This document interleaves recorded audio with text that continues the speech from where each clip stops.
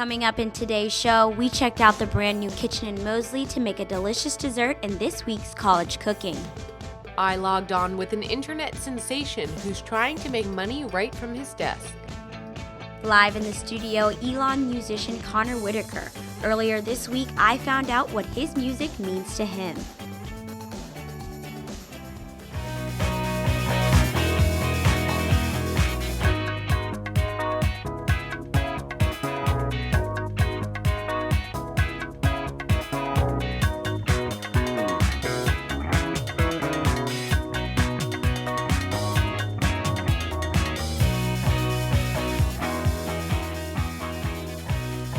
Good morning, and thanks for tuning in to ELN Morning. I'm Ashley McGettrick. And I'm Jasmine Turner. November is here, and that means election season. Our Gary Grumbach is here to tell us about where local residents are casting their ballots. Gary? Good morning, Jasmine and Ashley.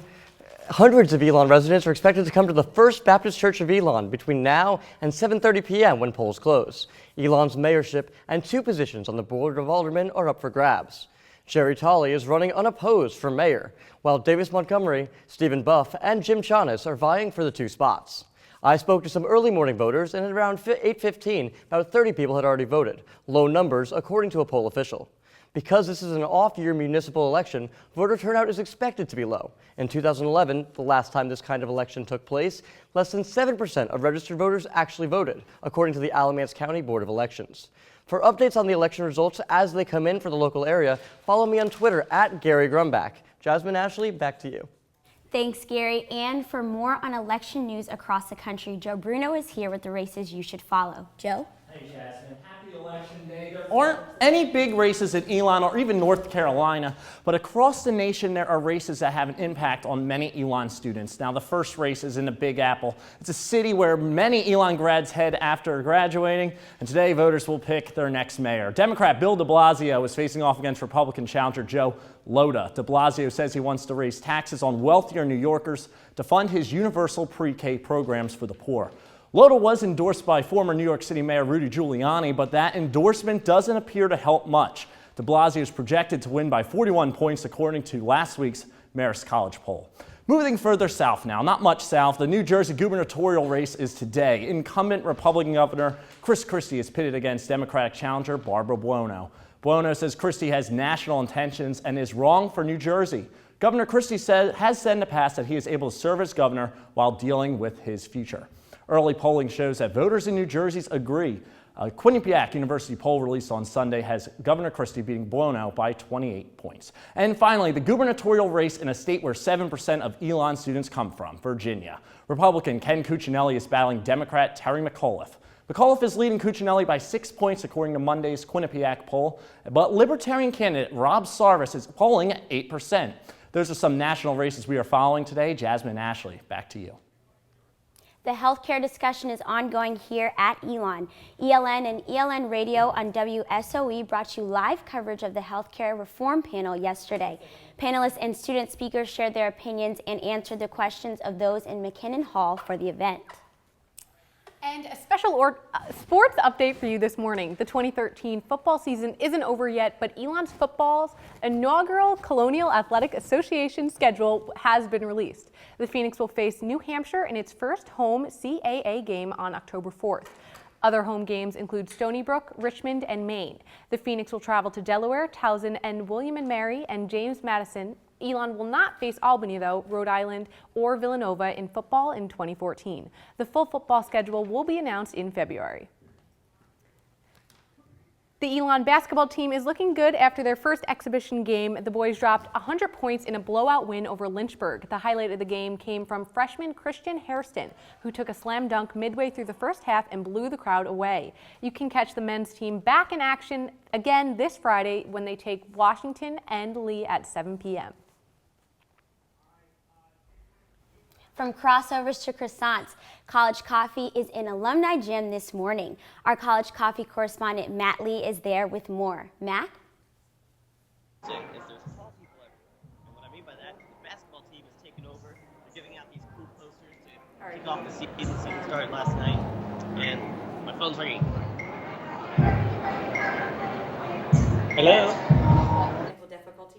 We apologize for some technical difficulties, but hopefully we will get back to Matt, but we'll go on and move on to a story that he has to bring us today about a little bit of Elon history.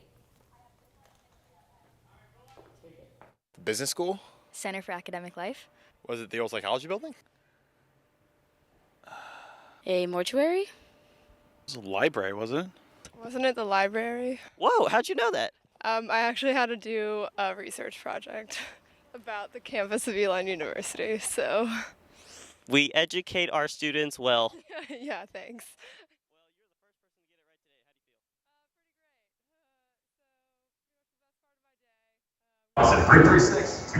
Hey Ashley and Jasmine, I'm here where we're celebrating National French Week. We've got croissants lining the table, and let me tell you, they're delicious. I'm about to have 2, 3, 4, 5. You can put some jam on there. But what's really interesting is the basketball teams here. They've been beating coffee. They're giving out these Elon posters of the basketball team. Raise your hand if you like warm weather. Coach Matheny's now giving a speech. He's about ready to pump up the fans and talk about what they expect for the upcoming season. And they also showed Sebastian Koch's Hump Day, Game Day presentation. And what's also interesting is these yearbooks that they're giving out, celebrating last year's history. But I was thinking last year, but what about years past? I checked out this college history and asked students what the McEwen building was before it became a. We apologize, it's a little noisy at College Coffee, just means everybody's having a great time. But now we're going to hear from Matt some more about the month of November in Elon's history and what it was like back in the day.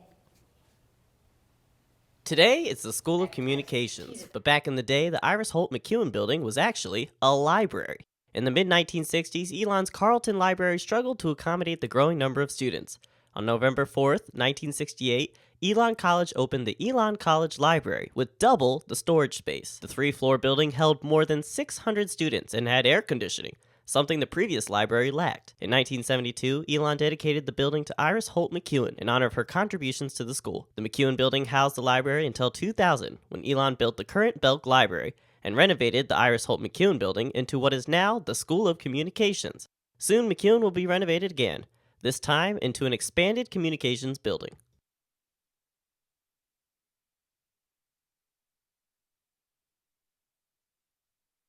A student organization in the studio that's bringing us a little taste of Hollywood to Elon. And musician Connor Whitaker is in the studio next door getting ready for performance later in the show.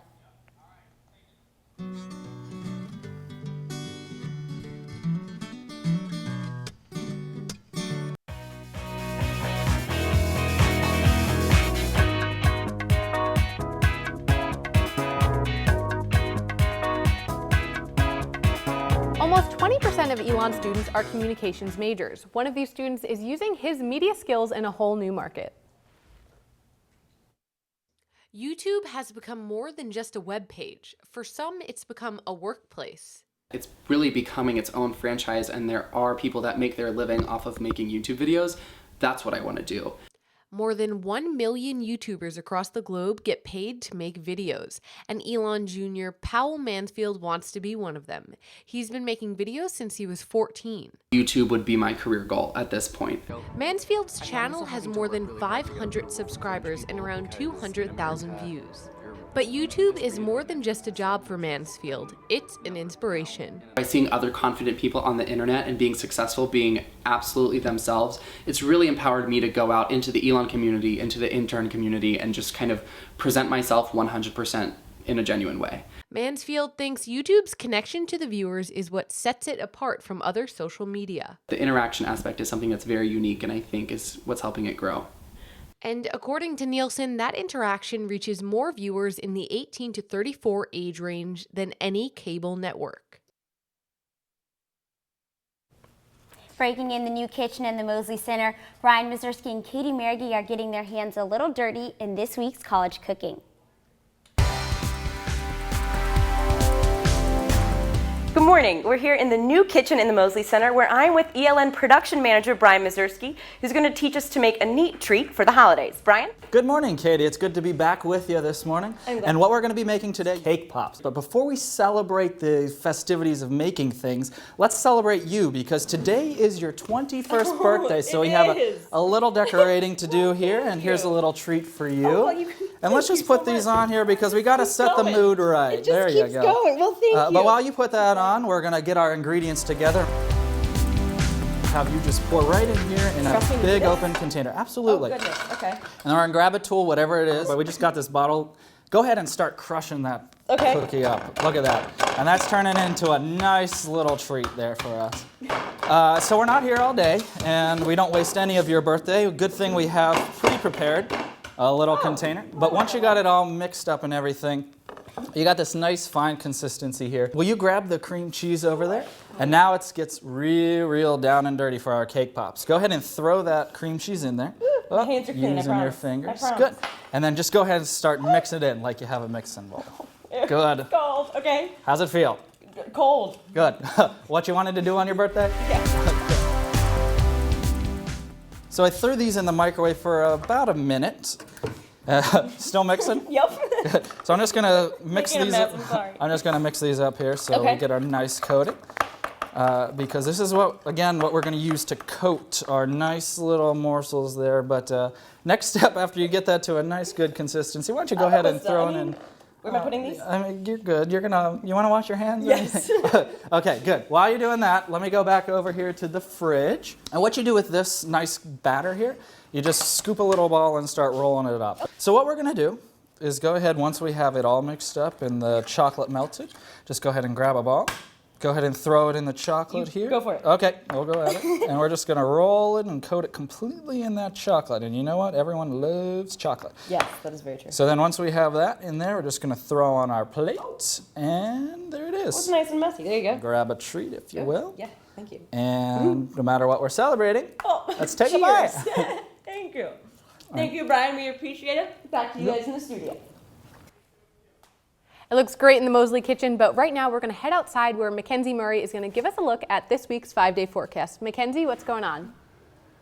Thank you, Jasmine and Ashley. The weather out here this morning is a bit brisk at about 50 degrees, which will make that hot coffee at College Coffee taste even better. But you have something to look forward to for this afternoon, as the temperatures are expected to climb to about 58 degrees. But remember your jacket for tonight because the low is 43 degrees. Let's check out the weather for the rest of this week by heading over to our Phoenix 5-day forecast. We have some clouds overhead for today and tomorrow, but Wednesday looks like it's going to be the best day of the week, with a high of 66 degrees and a low of 52 degrees. Thursday might be warm, but be sure to bring your umbrella to class as there is a chance of showers. Now for the rest of the week, it looks great and there's no chance of showers after Thursday, but however, the temperatures are expected to dip into the 50s for Friday and the low 60s for Saturday. So remember to wear some layers if you plan on going out for some homecoming festivities this weekend. Jasmine and Ashley, back to you. As those temperatures keep falling, your chances of getting sick keep on climbing. Sky Cowens is here in the studio with some tips on staying healthy. Sky? Your parents always told you to bundle up as a kid, so wear a jacket, warm shoes, and even a hat. Heat escapes from your head and feet the fastest, so make sure you're covered. When your body is too cold and you step into a warm room, the drastic temperature change throws your system off, so wear a warm jacket with good insulation to retain your body heat. Second, keep drinking water. When the cold comes, you may find yourself indulging more in hot drinks like coffee, tea, or cider, but those drinks will dehydrate you and can lead to sickness. So keep a reusable water bottle throughout the day, and if you feel like you need a warm drink, try having warm water and lemon. And speaking of lemon, eat lots of citrus fruits like lemons, grapefruits, and oranges. The vitamin C will boost your immune system and help fight colds.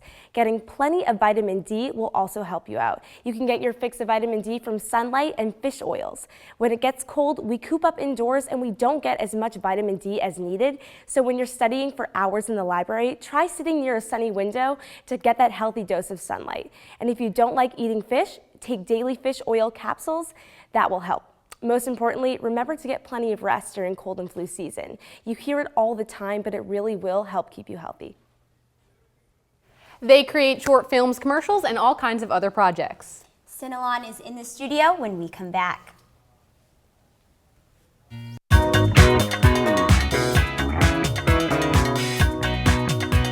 Here in the studio, we have Sinon President Rachel Taft to tell us a little bit more about her work. Thank you so much for joining us. Now, can you tell us, those of us who maybe don't know about Sinon, what it is?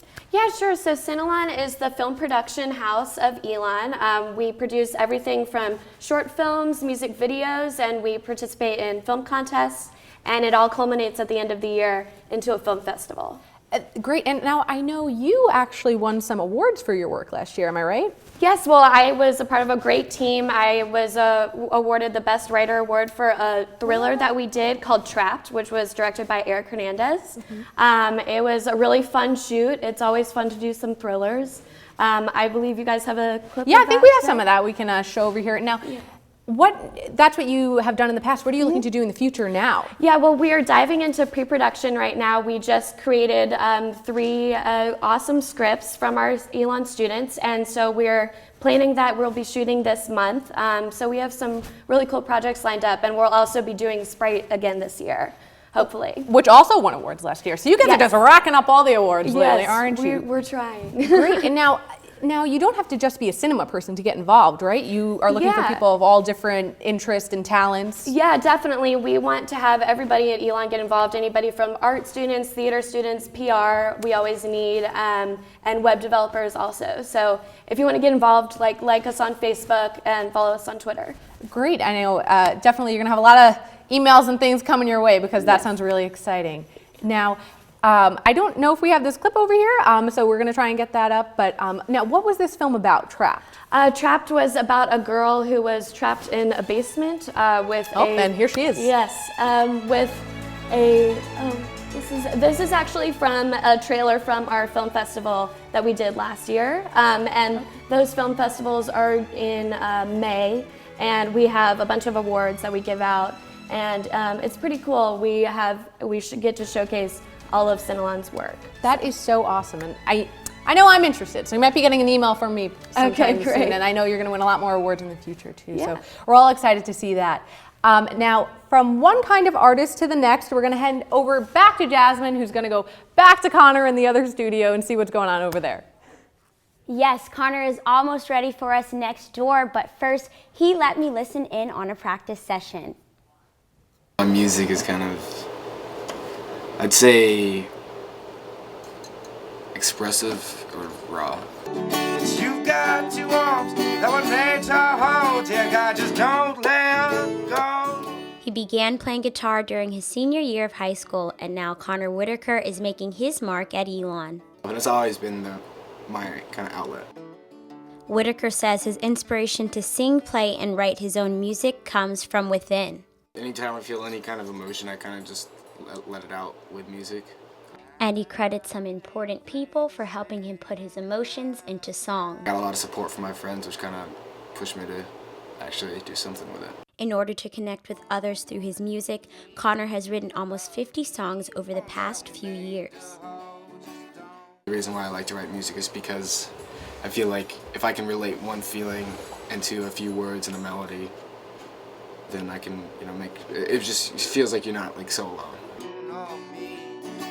Whitaker's next project?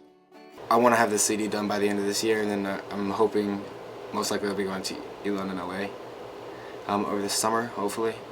And I kind of want to take that album there and just give it to people and see what people think and see if it's actually worth it. Now Connor's over in Studio B getting ready to play a song or two for us, so we'll go check on him, see how he's doing, and get ready for his great performance. My ass down.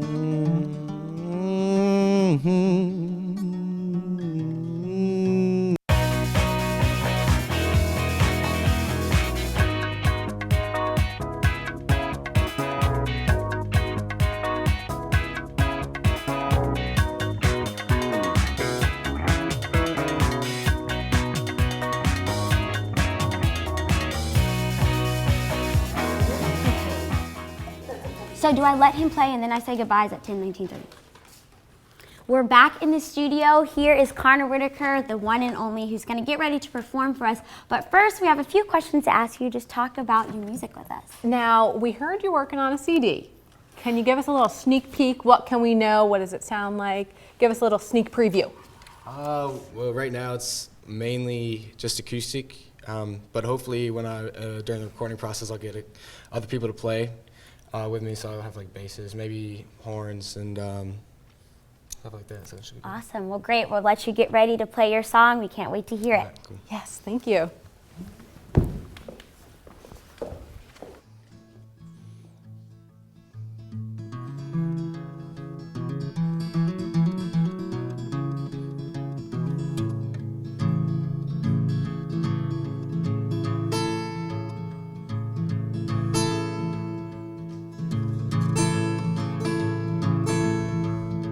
I'm so damn tired of being too young, feeling so mistreated by love. My head hangs low as you shut your back door on me. Are you just bored? Do you really not wanna see me anymore? More.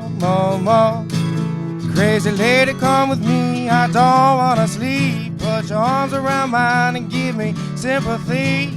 Lady, come with me.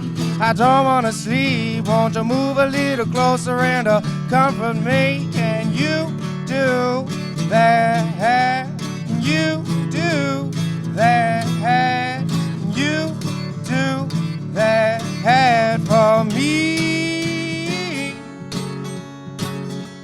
Sometimes you can, but sometimes you don't.